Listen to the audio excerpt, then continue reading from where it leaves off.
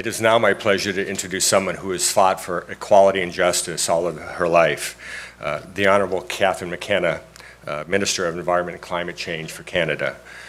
Her resume is very impressive on this front. She's practiced competition in international trade law, not only in Canada, but also in Indonesia. She's been a senior negotiator with the United Nations Peacekeeping Mission in East Timor, as well as a senior advisor on the former Chief Justice Antonio Lemaire's review of Canada's military justice system. She's co-founded Canadian Lawyers Abroad. It's a charitable organization that works in developing countries and with Indigenous communities in Canada. More recently, she was elected in 2015, and in November of 2015 was appointed Minister of Environment and Climate Change in Canada, where she is now leading Canada's federal climate change efforts. McKenna, the floor is yours. Thank you very much.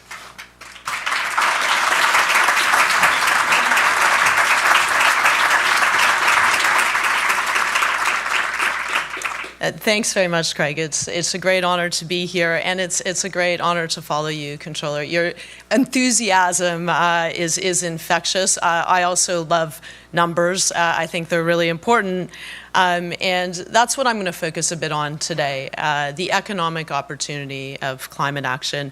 Alors, je pense qu'on est à Facebook Live. Alors, bonjour à tout le monde au Canada. On a un pays bilingue, so I will be using a little bit of French. We are a bilingual country. It's great to be in a room with so many people that care passionately about climate action, and in some ways are kind of the climate nerds. I'm a climate nerd too. I think this is the biggest challenge we face, and it's such a complex problem that you need to tackle it in so many different ways. And I think this is the real opportunity to bring people across professions who care passionately about our planet, but they're really super smart in their own fields, because I know together we can tackle this, but we're going to have to make a really concerted effort. Au Canada, on travaille tous ensemble. On travaille avec nos provinces et nos territoires. I want to give a shout out. I'm sure Glenn Murray is here, our Minister of Environment for Ontario. If you haven't met Glenn Murray, he's infectious. Glenn, are you here? He's here somewhere. I don't know, somewhere. I'm sure he's not sleeping in. He's someone who believes passionately in climate action, is also a climate nerd, so he will, I'm sure, be here too. So I want to talk a little bit about Canada's leadership. We're absolutely all in when it comes to climate action, and that starts with Prime Minister Trudeau. I'm the first Minister of Environment and Climate Change. That's how important it was.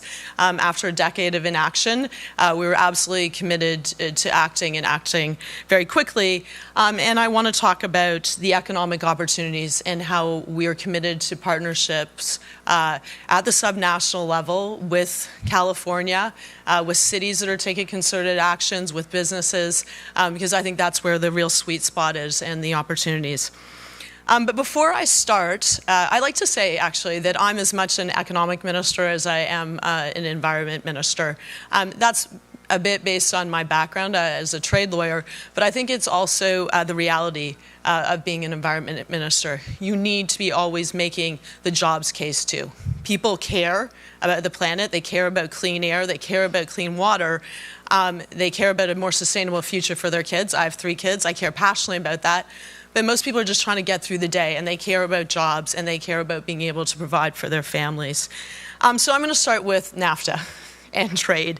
There's been a lot of discussion about NAFTA and the trading relationship between the U.S. and Canada and Mexico, and I just want to emphasize how important that relationship is. The trade, when you look at trade between Canada and the U.S., we're the #1 customer of a majority of states. $2 billion in goods and services go across the Canada-US border every single day. We buy more from the US than any other country. And sometimes I think because we're kind of quiet and unassuming, you might forget that in the United States, so please spread the word. And I talked about jobs. 9 million jobs in the US depend on trade with Canada. And in California, that's 1 million jobs, over 1 million jobs. So why am I saying this? Because I think it is important to emphasize the relationship, including the trading relationship, that we're better together. That trade is important, trade is good, it's not a zero-sum game, and that there's a real opportunity to do even more, to create greater economic, create greater wealth, and to create more jobs. And I mean, I will talk about the cap and trade system, California's relationship with Quebec, and also Ontario, and that's another example of this, the importance of this relationship and partnership. So let's talk about the Paris Agreement. It's funny because I look at some of you in the room, and I remember you from really late nights in Paris.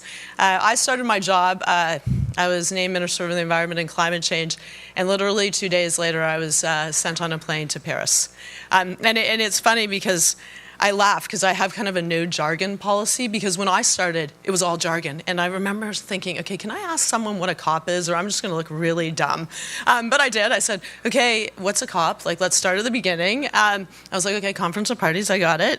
But it's, I mean, it was an amazing experience. I've been involved in negotiations in different aspects of my life, but what was really incredible in Paris was that it wasn't just governments, federal, like national governments that were there. It was subnational governments. California played a huge role. Our provinces and territories were represented. Business was there. And you actually felt like there was real momentum, that the people really wanted to get a deal. And it wasn't just like kind of an inside thing where people negotiated a tax that people didn't really understand. That also happened. But there was just momentum. And I was actually directly involved in negotiating Article 6. Of the Paris Agreement. I feel like you're the only crowd who might even know what Article 6 is. Where's Dirk? I see some of my friends. So it actually was a weird experience, because I said, okay, we're all in. What do I need to do? I'm going to go hard on this, and I really believe in the power of the markets. So it's I guess the markets text, but. What's very funny is when you're negotiating a markets text, we actually had people who don't believe in markets, so we actually had to use coded language. We couldn't actually use markets. And it got pretty heated, but in the end, we were actually able to get a text that if you read it, you might say, oh my God, what are you saying? But it is there, and it does recognize the importance of markets. And we got a deal. And I don't think like everyone is so focused on what do we do next, but I think like for 5 seconds we should just pause and recognize how important the Paris Agreement was. That for the first time ever, 195 countries came together, not only said, okay, climate change is real and we need to take action, but we're all going to do something. We're all going to take our own actions to tackle climate change.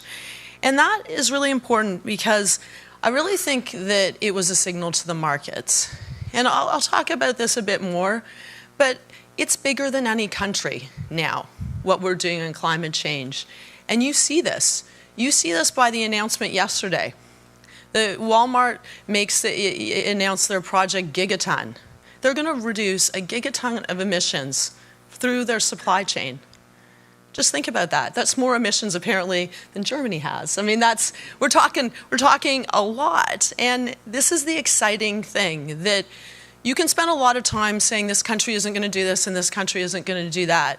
But I really believe that it sent a signal, and that signal was really important. And that you are seeing cities, you are seeing states, you're seeing provinces, you're seeing businesses all recognizing that it's time to get with the program. Some are showing leadership. Some are the high ambition coalition in the Paris Agreement terms. Some are maybe the lower ambition coalition that we need to kind of get, push a bit. But I think it's really, really exciting.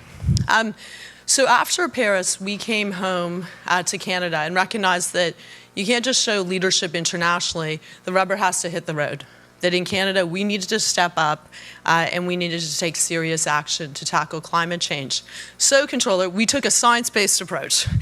We sat down and we looked at where all our emissions were coming from, and it's not a surprise. You all know the buckets. And we modeled, and we tried to figure out, okay, what policy made sense? How would that interact with another policy? What is politically possible? In Canada, we had to do it with the provinces and territories. We also needed to do it with Indigenous leaders, which was extraordinarily important to our government. And we managed to get a deal. And I'm really proud of that deal because it was a lot of work. It was not unlike the Paris Agreement, given that we have provinces and territories who are very different economic situations, very different emission profiles, and very different challenges. When you think about the North, just a little story to digress a bit. In our Arctic, it's literally melting, and hunters are falling through the ice. These are hunters that have, forever hunted on the ice, and they knew the thickness, and they would go out and provide for their families. And now you have Inuit hunters that are falling through the ice because they can no longer tell the ice conditions. And this is having an impact. It's having a direct impact on communities, on families. They're no longer able to make the bonds with their children. They normally would take them hunting. And so, this is a really real impact. And recognizing that and doing the hard work of trying to figure out how we could work with each province and territory, adapt our plan in different ways to come up with something that was resilient. And I think resilience is really important in a climate plan, that you don't want to be backtracking. You want people to be on board. And we worked really hard with business as well to understand the opportunities, but also to understand the concerns so that we developed policies that made sense. Not everyone was always happy, but that's not life. So I try to tell my kids. But everyone, I think, felt that it was fair. So one of the main things, it was a plan that it was across the board. It is, and it was really, Controller, to your point, this isn't something that you can just do in one area. And I'm only the Minister of Environment and Climate Change. It's an awesome job. I love it. But every single other minister in our government had to be on board. So when it came to social housing, why would we ever build social housing that isn't as energy efficient as possible? The poorest people deserve to pay less when it comes to their utility bills. Our military, looking at how we procure across government, but especially the military, because the military has huge budgets for procurement. We brought in a low carbon fuel standard. We know we need to clean up, in particular, the transportation sector. We're phasing out coal, and by 2030, we intend to have 90% clean electricity. One of the biggest challenges was carbon pricing.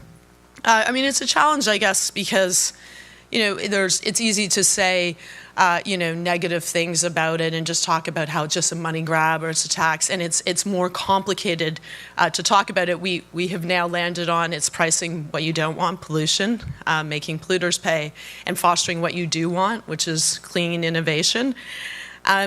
But it was a challenge because provinces, in some ways a good challenge, because some provinces had already moved ahead. So we had Quebec in a cap and trade system with California. So thank you very much to California for your leadership. And we had Ontario that is joining on. We also had a direct price carbon tax in British Columbia, revenue neutral carbon tax, and in Alberta they also had introduced for the first time ever a price on pollution. And a shout out to Alberta because Alberta has worked very hard. They have a hard cap on emissions from the oil sands. That's the first time ever. They also led the way in phasing out coal. So they're doing a lot of hard work, and they've got unique circumstances in Alberta, and they understand that. But we were able to get an agreement that we would have a national price, so that you had to have a price. You will have to have a price on carbon pollution. This is across the board by 2018, or else there will be a federal backstop. It will start at $10 in 2018 and go up to $50 in 2022. And you can have a cap and trade system, but you have to get the equivalent reductions in emissions, and you have to have it in your legislation. So we felt that that was a big step. And I think the markets piece is just so critical to this, and this is the role that the government really has to play, but has to be mindful about. And I think the idea that disclosure is very important. I think that's what we need to be working on. I think businesses are recognizing this. We actually, Suncor operates in the oil sands. They just released their the first ever climate report. So I think businesses are coming on board. I have to give a shout out to Mark Carney, the Governor of the Bank of England, former Governor of the Bank of Canada, and a friend, because he and Michael Bloomberg are really pushing the envelope on this. Because if a market's going to work properly, you have to understand the risks. And so you need to disclose those risks, and we need to do it in a way that you can compare apples with apples. So now, why am I here? I mean, it's great, I'm talking to you, that's good. But I'm also here because I wanted to see what innovation is going on, because this is what makes me really excited. I want to see what Canadian companies are doing here, and I wanted to look at the economic opportunity to work with California to create good jobs on both sides of the border. And it's kind of funny on carbon pricing, because I try to explain this, but sometimes it gets lost. The most exciting thing about carbon pricing is when you change the incentives, when you put a price on pollution, you get innovation.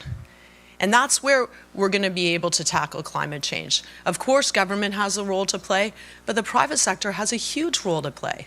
I mean, it's these innovations that I'm seeing that are going to transform how we drive. They're going to transform how we build houses. They're going to transform every aspect of our life. But we need to be creating the conditions for them to do that. And putting a price on pollution is one of the ways that you can allow these new technologies to actually thrive. And it's amazing, because you might see actually some Canadian buses in San Francisco. So we have New Flyer buses, electric buses that are made in Winnipeg. Had a chance to visit the factory there. Great to see them on the road here. I've had a chance to meet with really amazing folks, seeing what we're doing. Visited Nest to see what they're doing in terms of changing how we just are just a lot smarter about how we heat our houses. Looking at battery storage. I mean, clearly that's going to revolutionize everything when we can figure out how to store power for longer periods of time. I also had a chance to visit a Canadian company that's really innovated in a space that you don't think of clean tech, the cement industry. So there's a company called Carbon Cure, Canadian company, actually a really nice guy. Pour mes amis au Québec, il a étudié à McGill, il parle bien le français. And his master thesis was, what can you do with carbon? If you take something you don't want, take CO2, what do you do with it? And do something that you do want, which is, make a better product. So we went to a cement plant. Right? Not what you think of when you think of clean tech. We went to a cement plant, and we saw CO2 being injected in cement, which makes this cement stronger. I mean, it's amazing, taking what you don't want and using it for what you do want. And I think this is an important example, because I think sometimes, I'm originally from a place called Hamilton. We call it the Hammer. It's a bit like Detroit. And no one thinks they're going to have a clean tech job in Hamilton. They're like, clean tech, whatever that means, I'm not going to have a job in that. And I think that maybe we need to rebrand. Maybe we call it clean innovation, because it's across the board. It's happening in every single area. Sometimes it just seems so small when you talk about clean tech. It's like a few companies. In Canada, we've said it's 750 companies. But I said, that's crazy. It's way more than 750 companies that are innovating and doing things in a cleaner way. And so look at that. In cement, we're making cement better, reducing emissions while we're doing it and creating a better product. That is the type of innovation that we need to be fostering, and that's what gets me so excited. So let me just finish. It's good because I keep on seeing the signs. So I'm like, okay, got to keep on track. Let me just finish by saying that I'm actually really optimistic. I I think, as I say, the market has moved. The Paris Agreement was a signal to the markets. I was just in China. China is all in tackling climate change. Yeah, sure, they've got a big problem. They've got an air pollution. People can't breathe. So they need to take action, and they are taking action. I see Canadian companies, another Canadian company, Ballard Power, fuel cell buses in China, and they're looking to expand. And they basically have said to us, bring us your solutions, clean air, clean water, soil remediation. We're all in. And I see this in California. I mean, the leadership that California has shown, which has made a huge difference to Canada. When you look, leadership is important, because when you can say, I always say actually to, so Governor, I always say to my team, I always say, what's California doing? Like when people are like, oh, well, I don't know if we can do this. So I'm like, well, what's California doing? And so it's always good because it's always very ambitious. So then I can say, well, why can't we do that? So there's a lot going on, and I think the world is moving. You know, sure, it's not as fast as we want. Sure, there are people who, you know, will critique, you know, governments for not doing everything. But you know what? I live in the world of the art of the possible. I'm going to work as absolutely hard as I can, but I need to bring people along. I need policies to be resilient. But when I look at the opportunity that climate change presents to build a more sustainable future for my 3 kids, but also to innovate, to create good jobs, to do things in a more efficient and smarter way, I'm just really excited. And thank you, California, because I think you brought that back. Sometimes I sit in a room and I'm like working on regulations or something, you know, and then I come here and I see what the future looks like, and I think it's really exciting, and we're open for business, so come talk to me. We have great innovators in Canada. We're all in when it comes to climate action, and we're going to continue working forward with anyone who wants to continue working forward, including California. So thank you.